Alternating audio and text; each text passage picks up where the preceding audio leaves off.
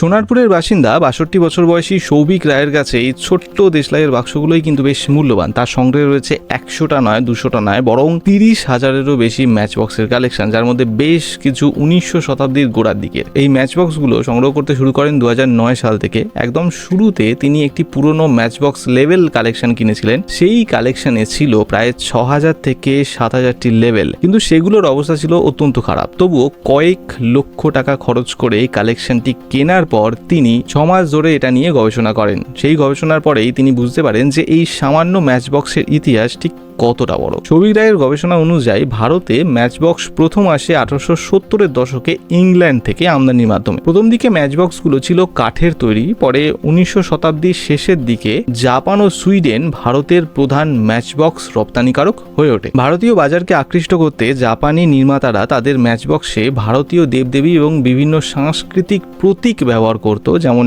জাপানের নিজস্ব সংস্কৃতিতে হাতির বিশেষ গুরুত্ব না থাকলেও ভারতের বাজারের জন্য বিশেষ করে তৈরি লেভেলে হাতির ছবি ব্যবহার করা হতো।